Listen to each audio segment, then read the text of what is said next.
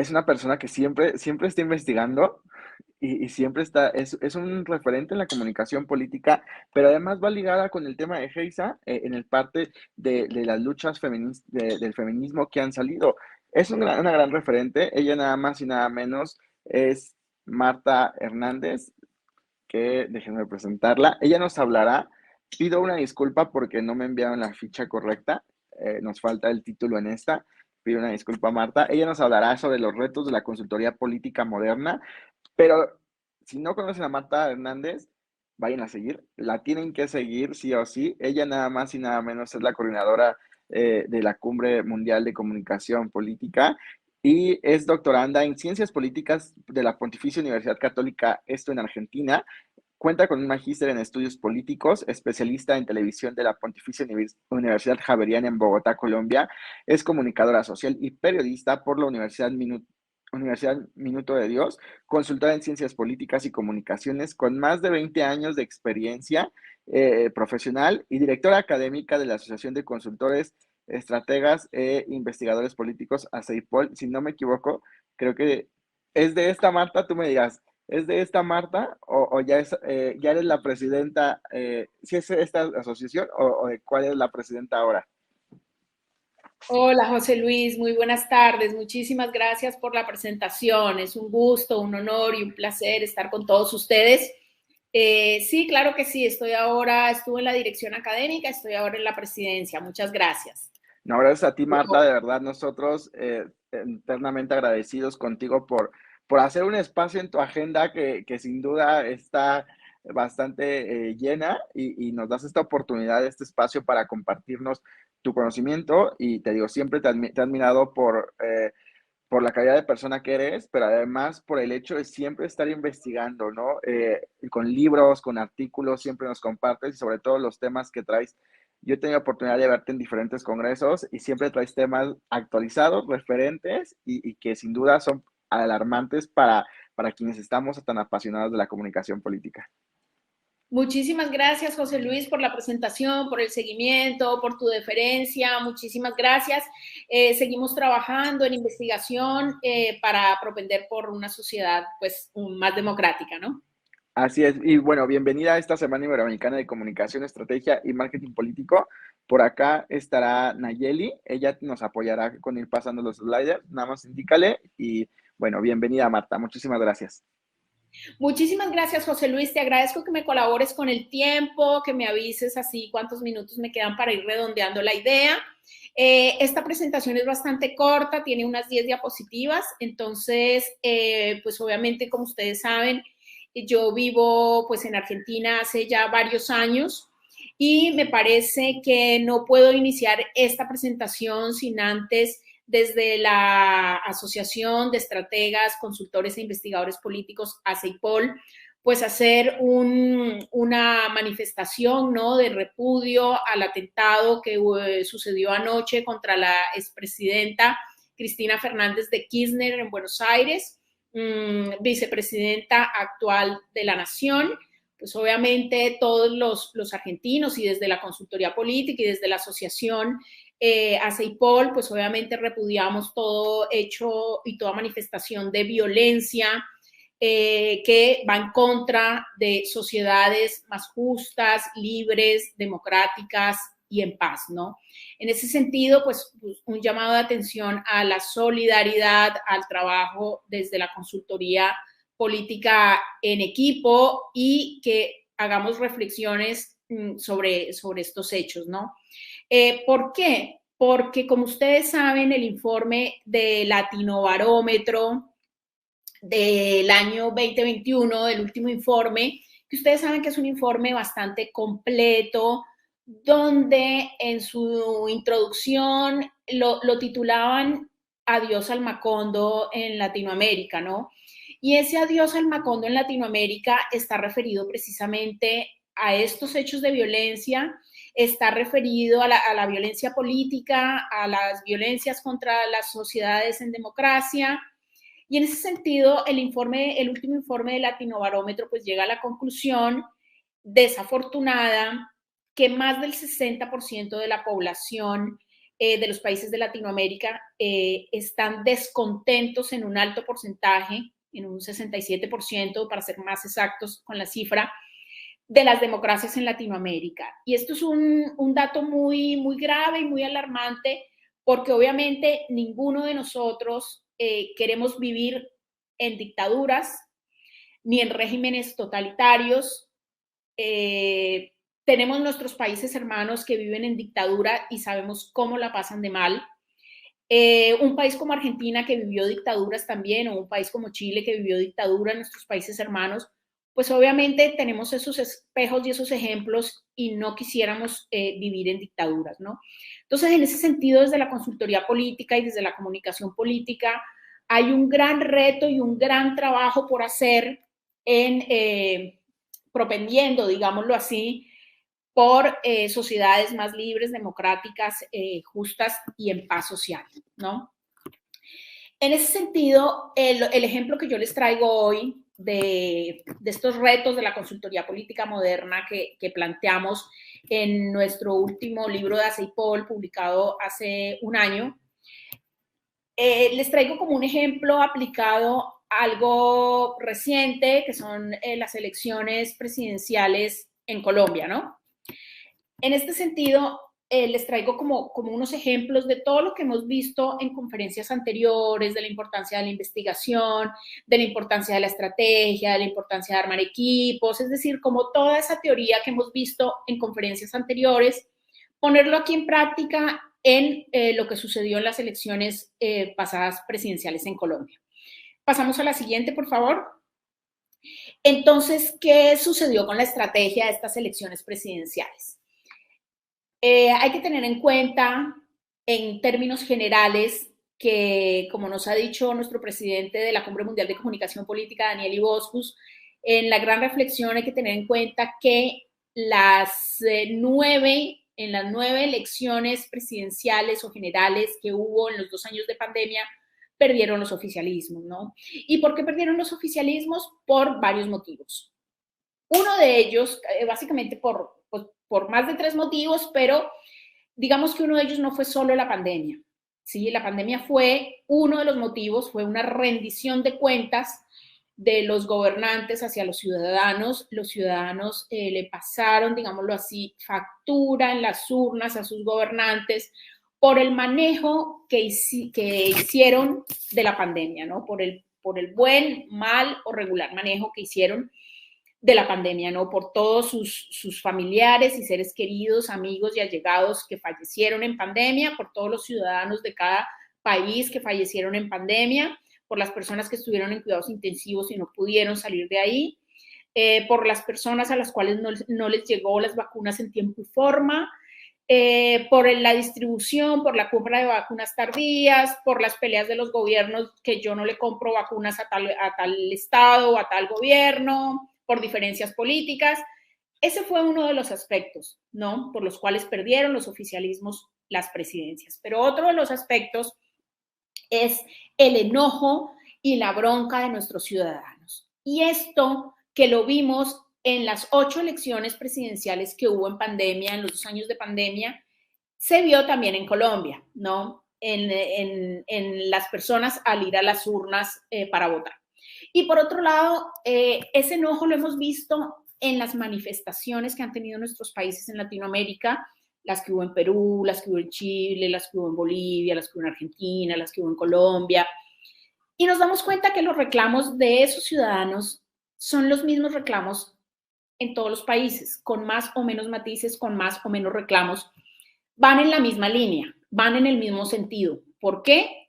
Porque son necesidades básicas de los ciudadanos no atendidas, de reclamos históricos, de reclamos anteriores, de reclamos de hace 2 años, de hace 3 años, de reclamos anteriores. Para poner un pequeño ejemplo, fue las manifestaciones que hubo en Colombia en plena pandemia, donde ustedes recuerdan que hubo 6 meses en los que el país estuvo en paro, que hubo muchos asesinatos, personas desaparecidas, muchos jóvenes detenidos, que el epicentro fue en la ciudad de Cali, que luego se trasladó a Bogotá, a Medellín, a las ciudades principales, donde estuvo detenido pues el transporte de alimentos, de combustible, de infraestructura, de corredores humanitarios y demás. Esos mismos reclamos los vimos en Ecuador hace unos meses. ¿Qué sucedió en Ecuador hace un par de meses, un mes, que hubo este paro de más de 15 días? Son los mismos reclamos no atendidos del 2019, de antes de la pandemia. Recordemos que en octubre, noviembre, antes de la pandemia, estaba en paro nacional Ecuador, en octubre, y en noviembre Colombia, ¿no? Que fue pues el significativo 21 de noviembre en Colombia, ¿no? Donde fueron asesinados unos jóvenes líderes, unos jóvenes como de la primera línea que estaban protestando. Y uno mira el listado de reclamos y son más o menos los mismos reclamos: salud gratuita, educación gratuita, no a la reforma tributaria, no a los combustibles, son como los mismos reclamos. ¿Qué sucede en Ecuador? Ecuador tiene una alta población indígena que tiene mucha fuerza y que está muy bien organizada. Entonces, representaba gran parte de la población.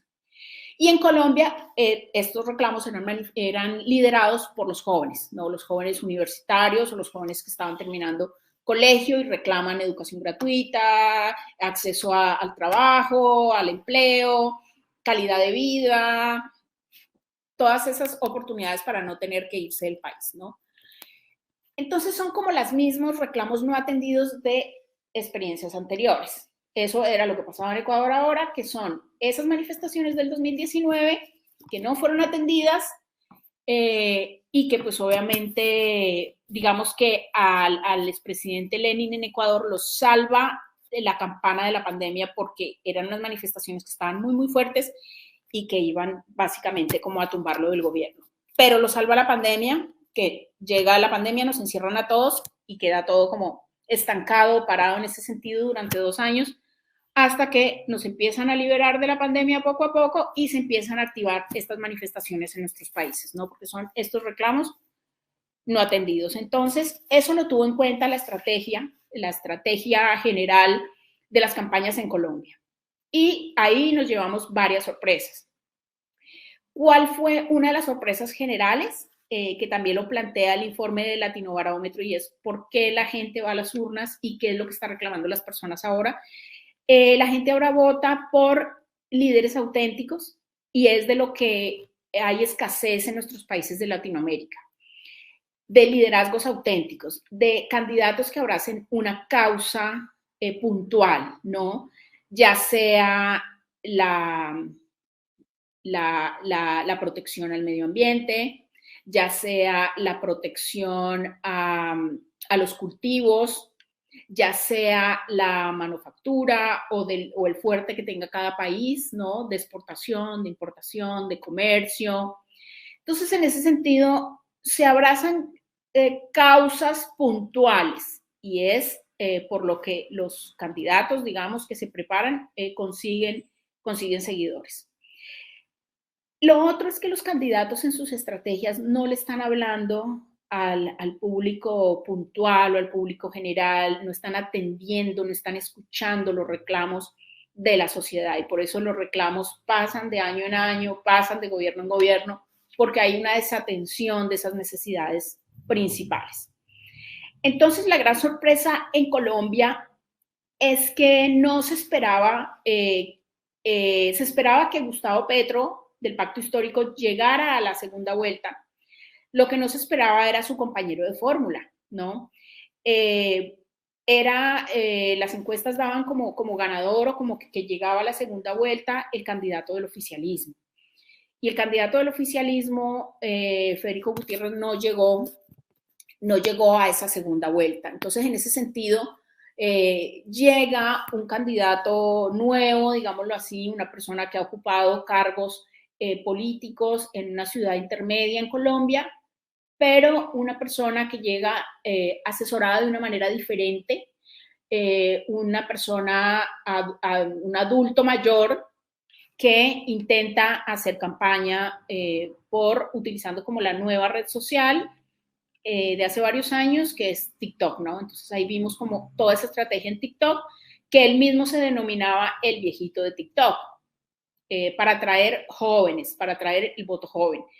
¿Por qué? Porque a través de estas protestas que hubo en Colombia, se hizo mucha campaña de enfatizarle a los jóvenes que la pelea no era en las calles, que la pelea había que darla en las urnas, que esos reclamos había que pasarlos a las urnas y que había que ir a votar. ¿Qué es lo que sucede en Colombia? En Colombia, como ustedes saben, el voto no es obligatorio como en Argentina. Por tanto, al ser el voto voluntario, hay altos índices de abstencionismo en Colombia. En Colombia la gente no vota, los que votan son los adultos mayores, que tienen la tradición de ir a las urnas. Los jóvenes no, ni siquiera tenían sus cédulas inscritas. Entonces se comenzó como en ese trabajo pedagógico también, ¿no? Desde las campañas. Hay que hacer todos estos reclamos que ustedes están haciendo en la calle, en las urnas, pero obviamente para ir a votar hay que hacer las cosas bien desde el principio, hay que inscribir la cédula. Entonces se hizo toda una campaña, una pedagogía de promulgar las fechas de inscripción de cédulas para nuevos votantes. Los jóvenes obviamente masivamente inscribieron sus cédulas y se vio finalmente una votación importante, una votación masiva de los jóvenes. También hubo una reforma estructural en Colombia donde a finales de noviembre se crearon unos nuevos cargos que fueron los consejos de juventudes. Entonces, eso motivó también a los jóvenes a inscribir su cédula y a ser parte activa de la política desde esos consejos regionales o zonales de juventudes, ¿no? Entonces, eso fue como una previa para que los jóvenes inscribieran sus cédulas y también inscribieran sus candidaturas y, digámoslo de una u otra manera, se fueran insertando en la vida política, ¿no? Para trasladar esos reclamos de la calle a las urnas y desde los cargos que ellos pudieran ocupar desde los consejos de juventud. Entonces, todo eso fue parte de esas estrategias de todos los partidos políticos que aumentaron la votación en Colombia, por eso vimos una votación histórica. Vamos a la siguiente placa, por favor, donde hablamos de las alianzas. ¿Qué sucede? En todos los gobiernos o en todas las candidaturas sabemos que hay que hacer alianzas y que hay que estudiar muy bien y hay que asesorarse muy bien de con quién vamos a aliarnos, porque eso nos va a marcar el rumbo de la situación. Por ejemplo, cuando se hacen alianzas que no se comparten en profundidad los planes, los programas, los proyectos, los rumbos del país, es cuando los gobiernos pueden llegar. O sea, esas candidaturas llegan al poder, llegan a ejercer, a gobernar, digamos, pero ahí se complica el gobernar, cuando se hacen alianzas por llegar, ¿sí? Y después, al cumplir las promesas, cada quien se planta en lo que quiere, en sus intereses personales, en sus intereses partidarios, y ahí es donde empiezan las grietas, como la grieta que vemos en Argentina, es uno de los ejemplos, ¿no?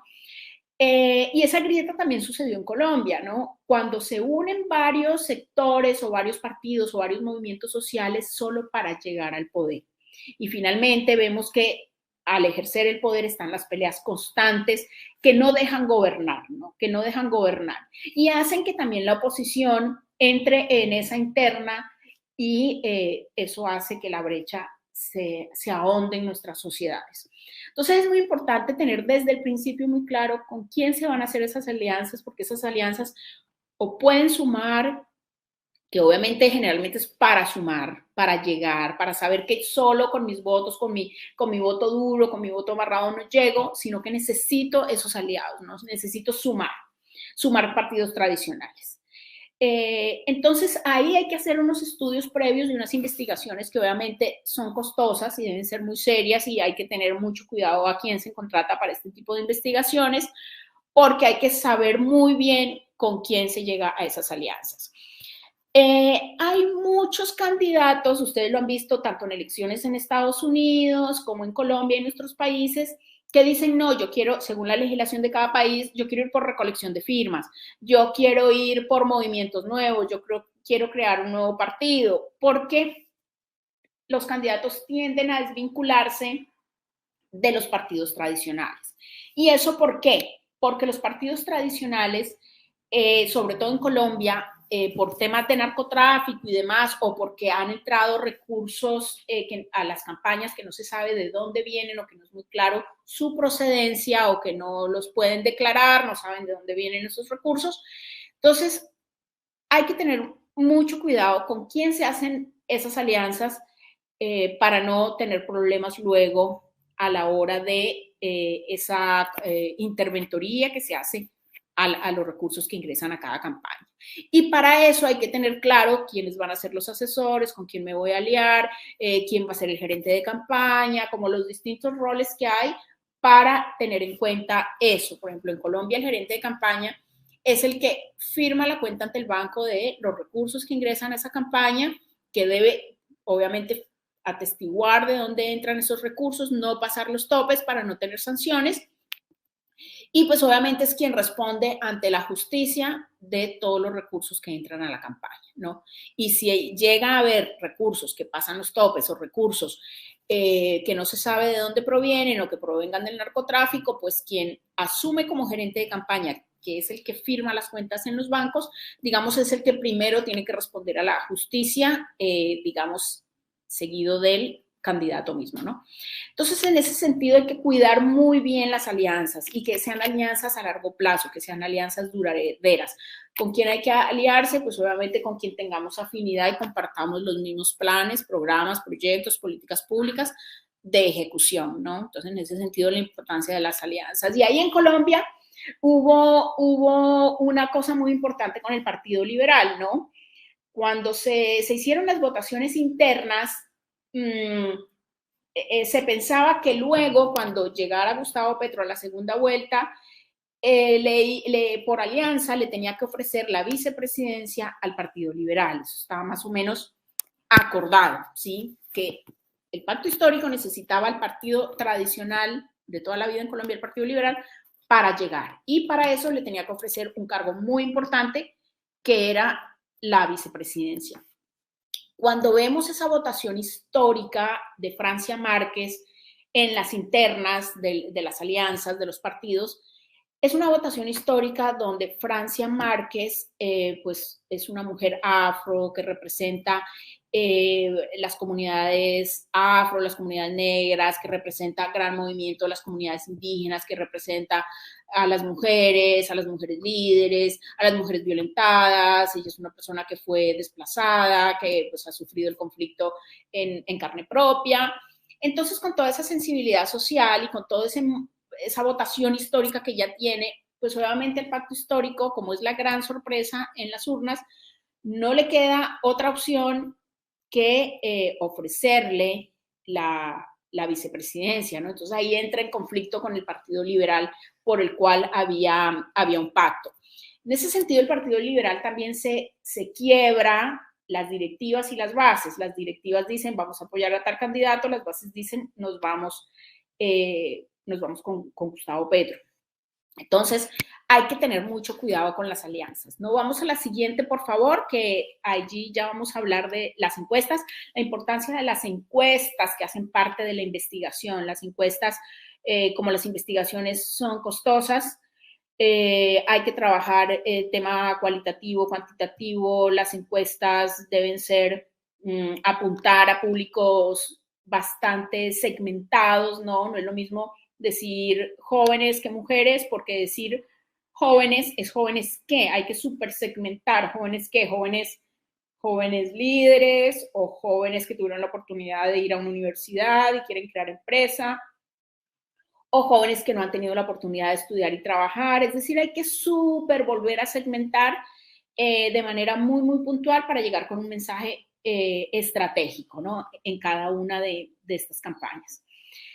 Y las encuestas nos arrojaban, pues en principio, que el pacto histórico y que Gustavo Petro, pues era hace muchos meses quien iba a llegar a segunda vuelta.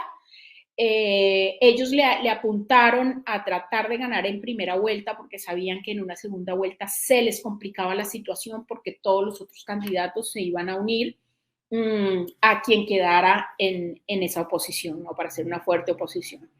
Entonces, las encuestas son costosas y las encuestas no solo se utilizan, como sabemos, en campaña, sino que las encuestas hay que activarlas para mirar la imagen que va teniendo el gobernante, para mirar tipo como rendición de cuentas de los 100 primeros días, de lo que se llama la luna de miel, que ya no son los 100 primeros días o 3 meses, sino a veces son ya 2 meses, un mes, porque el mundo político se ha vuelto muy, muy volátil, ¿no? Muy acelerado, ¿no? Entonces, en ese sentido, hay que ir con las encuestas para ir ajustando gestión. Cuando ya se gana, el ganamos y ahora qué es a gobernar, es hacer seguimiento tipo rendición de cuentas a través de las encuestas, ¿no? ¿Cómo estamos de opinión pública? Cuando queremos posicionar a un candidato, lo importante es que cómo miden las encuestas, es decir, ¿es conocido, no es conocido, es creíble, no es creíble? Porque puede estar muy preparado, puede estar muy, sí, muy bien asesorado, muy bien coachado, que él se entrene. Estamos de acuerdo en que hasta la improvisación se entrena, entonces un candidato juicioso que se entrena, que se deja asesorar, que tiene equipo, que invierte en su campaña. Pues hay que tener en cuenta que siempre hay que estar haciendo seguimiento de las encuestas para ver qué hay que ajustar en campaña, ¿no? Porque los recursos son escasos en campaña y hay que saber dónde se ponen. Y para eso nos funciona muy bien también las encuestas, ¿no? Para saber dónde poner la lupa, dónde poner los pocos recursos que haya, ¿no? En ese sentido, las encuestas nos indican, nos ayudan a encauzar pues el rumbo, ¿no? Y bueno, en Colombia las encuestas nos daban que había más o menos para llegar a segunda vuelta, había como un empate técnico, que la cosa iba a ser muy reñida hasta el final, ¿no? Y luego ya vemos qué sucede en esa segunda vuelta de los distintos errores que comete el candidato Rodolfo Hernández, que lo hace perder por un margen bastante apretado de votos, ¿no? Vamos a la siguiente, por favor, y ahí vamos a hablar de el fenómeno de lo que fueron las fórmulas vicepresidenciales. Y esta fue una estrategia muy importante. Volvemos a lo que habíamos hablado al principio. Así como Ecuador tiene una gran población indígena, Colombia tiene más del 50% de su población afro, ¿sí? En ese sentido, cuando Francia Márquez saca esa votación histórica donde Gustavo Petro no tiene otra opción que nombrarla como su fórmula vicepresidencial, los otros candidatos como estrategia para dividir el voto afro, lo que hacen es también postular una fórmula vicepresidencial que sea afrodescendiente para dividir el voto afro, ¿no? Para que todo el voto afro no fuera para Gustavo Petro y Francia Márquez, sino que es para fragmentarlo, para dividirlo y para crear también pugna entre la misma población y los mismos ciudadanos y los mismos hermanos. Entonces esa fue otra estrategia de dividir ese voto afro en todo el país. Vamos a la siguiente, por favor. Y bueno, obviamente aquí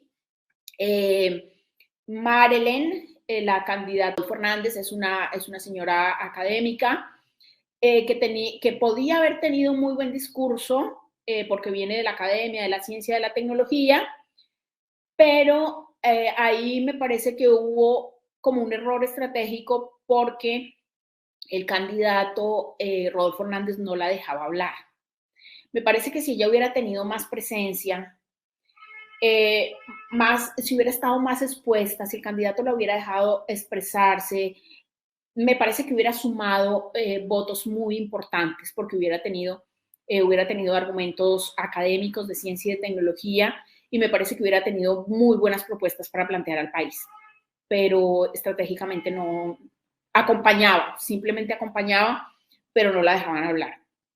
Mientras que la candidata de fórmula presidencial, Francia Márquez, sí tenía una libertad y un desarrollo importante de argumentación y de temas de lo que ella sabe y de lo que ella domina, que es el liderazgo femenino, todo el trabajo de lideresas sociales el trabajo en comunidades, conoce muy bien el país, conoce muy bien las problemáticas de desplazamiento forzado, de violencia, porque lo vivió en carne propia y puede hablar con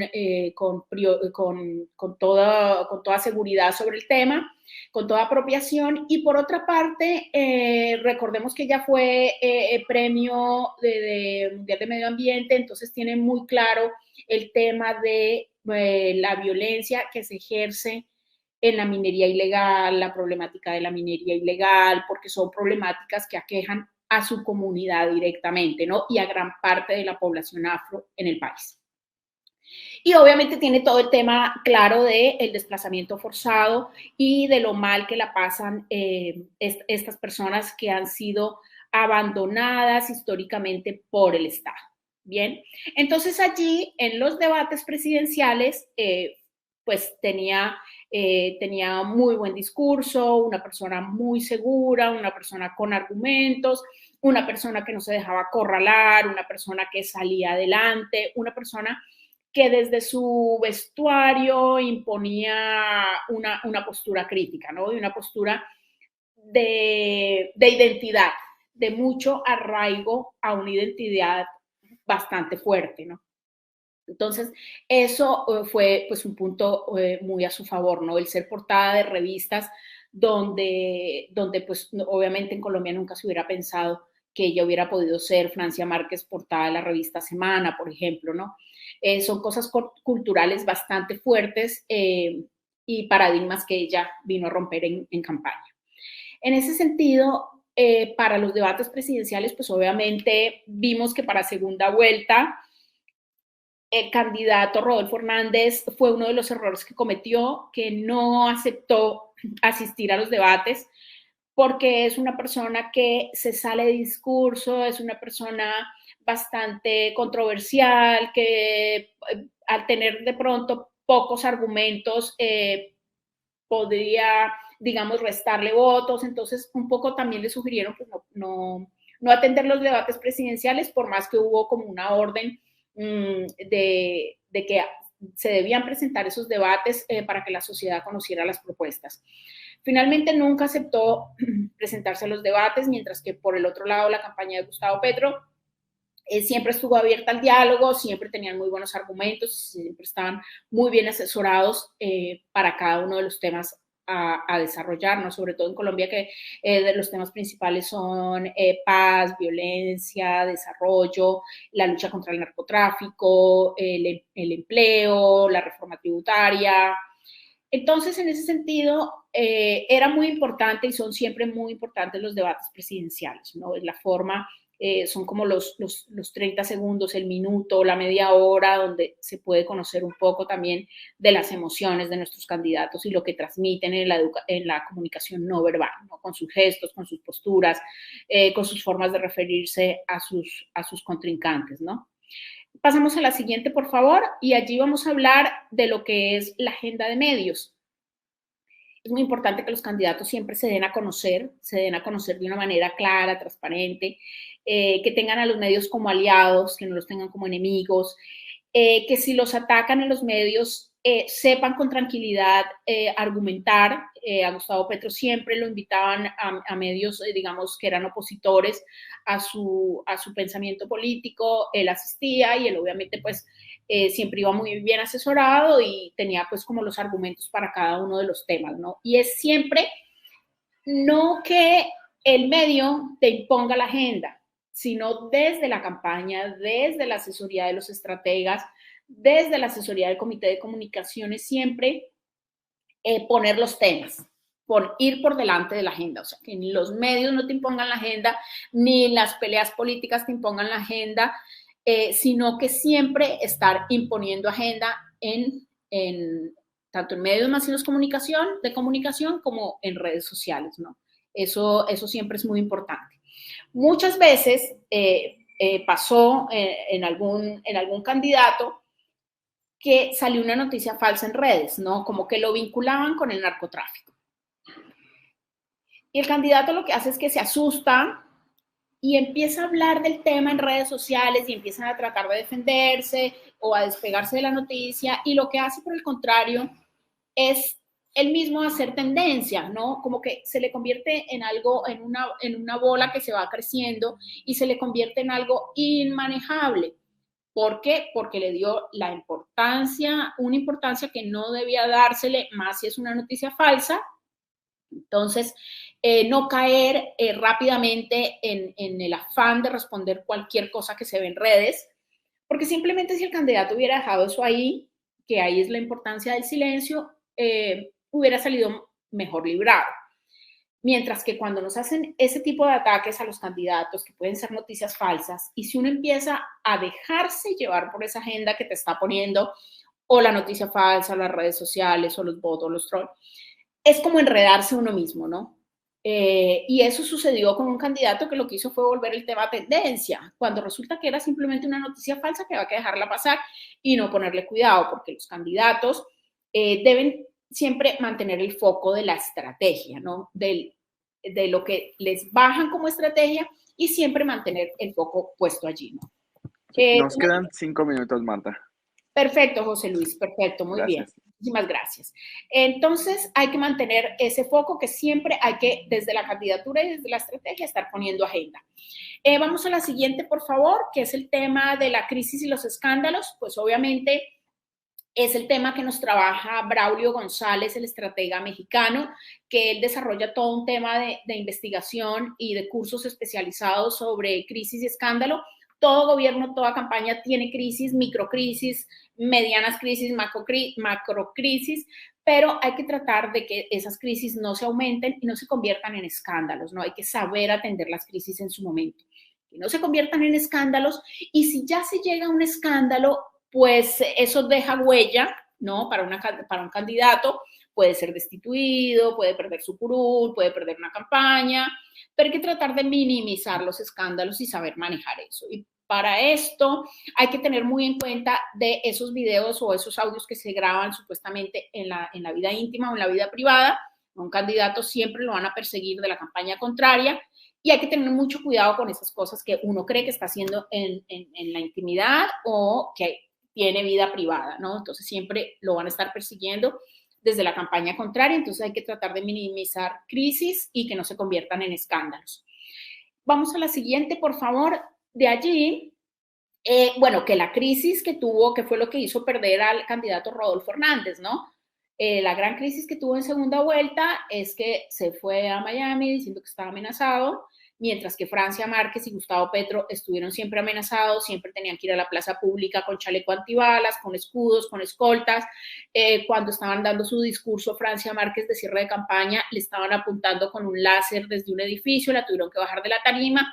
Ellos siempre amenazados fueron a los lugares más apartados del país y a los lugares, digamos, más violentos y peligrosos, mientras que obviamente el ingeniero Rodolfo Hernández dijo: estoy amenazado, se fue del país, se fue a Miami y dijo que no volvía al país hasta que pasaran todos esos días de campaña, y eso obviamente le restó mucha imagen, tuvo una gran crisis, y bueno, se iba convirtiendo como en un escándalo cuando salen unos videos de él en Miami, en un yate con chicas bailando. Entonces eso le hizo básicamente perder las elecciones.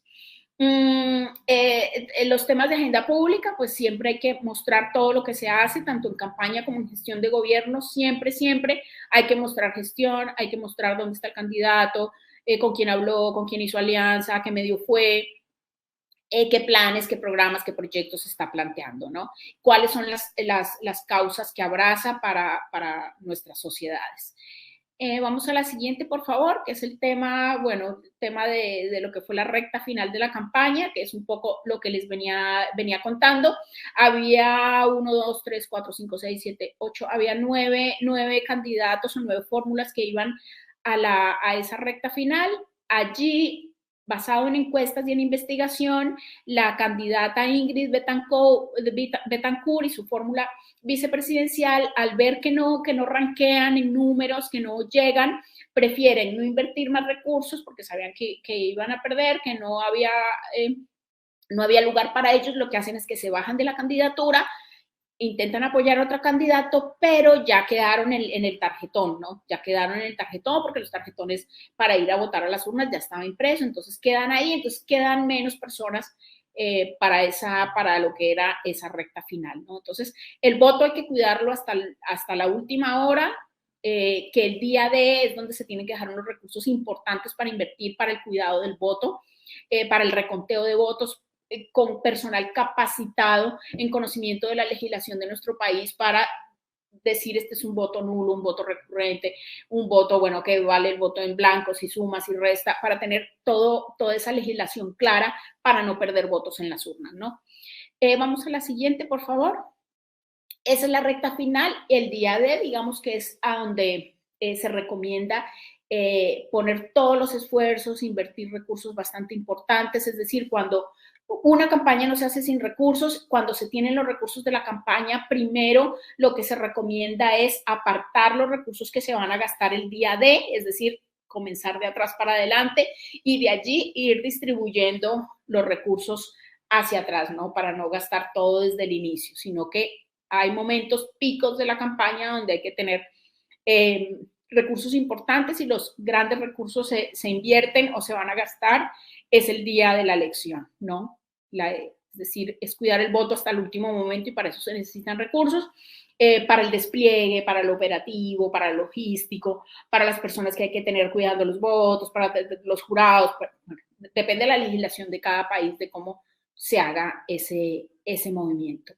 Entonces, ese es un poco lo que, digamos, como que la teoría, digamos, de los retos de la consultoría política moderna, de cómo aplicarlo o cómo lo vemos o cómo lo analizamos en lo que fueron las elecciones pasadas presidenciales en Colombia.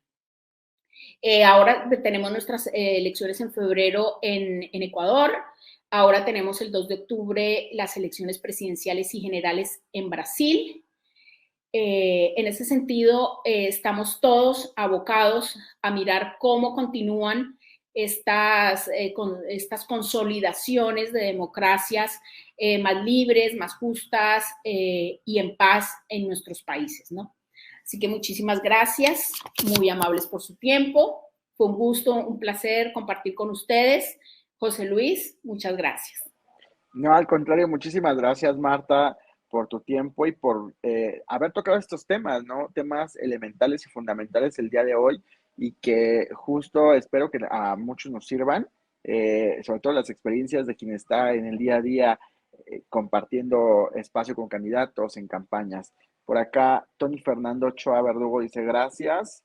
Hay algunas preguntas. Eh, Lina Carrizosa, precisamente de Colombia. Así es, los escándalos afloraron en las últimas semanas y nos los manejaron de la manera, y no nos las manejaron de la manera apropiada. El vestuario la ayudó en el tema de Francia, colores vivos, mostrando mucho su color de piel. Y bueno, hay algunos otros de Gil Álvarez. Con respecto a Colombia, en las próximas elecciones regionales, ¿crees que puedan ser electos en su mayoría candidatos de la línea de Petro? ¿Qué escenarios se evalúan para las regionales? Bueno, claro que sí, mira, para las regionales, mmm, acuérdense que había consultores o había especialistas que decían, Gustavo Petro no va a ganar y si Gustavo Petro gana, no va a poder gobernar porque no va a tener mayoría en Cámara y Senado. Bien, oh sorpresa que Gustavo Petro ganó, porque lo que decían, históricamente en Colombia nunca ha ganado la izquierda, lo de la izquierda en Colombia de Gustavo Petro hay que agarrarlo con pinzas, porque si nosotros escuchamos el discurso de Gustavo Petro nos damos cuenta que no es un candidato de izquierda, ¿sí? De las izquierdas que conocemos, Venezuela, Cuba y demás, o Argentina, no es un candidato de izquierda si le escuchamos su discurso y sus propuestas, ¿no? Como que lo encasillaron de izquierda por lo que fue guerrillero y del M-19 y como que eso no se lo perdona, pero tiene un recorrido político, tiene una trayectoria, tiene unos argumentos, fue de los senadores durante varios años destacado como el mejor senador, conoce la vida política, fue alcalde de Bogotá, la capital, la ciudad principal. Entonces, en ese sentido, para responder tu pregunta, obviamente le da ventajas porque sí llegó con mayoría en Cámara y en Senado el pacto histórico. Entonces sí va a poder gobernar, ¿no? Eso por una parte. Y por otra parte, eso obviamente desde cuando uno está gobernando, pues obviamente se facilita, digamos, las formas de hacer campaña y los recursos, es decir, va a tener como algunos privilegios, digamos, de estar en el gobierno para desplegar, digamos, las campañas de quienes estén por el pacto histórico para las regionales, claro que sí. Así es, Marta. Por acá tenemos un mensaje de Chile Álvarez. Saludos, Marta. Estuve esperando esta ponencia toda la semana. Saludos desde Venezuela. Muchísimas gracias, muchas gracias. Y el maestro Joel Paulino, que estará más tarde, llegó Marta Hernández a romperla a pura compol. Joel, muchas gracias, muchas gracias. Nos vemos muy pronto en la Cumbre Mundial de Comunicación Política en Buenos Aires, 19, 20 y 21 de octubre. Los esperamos. Tienen todos, están muy cordialmente invitados, 6 salas en simultánea, 300 conferencistas, donde va a estar Joel Paulino de República Dominicana como conferencista.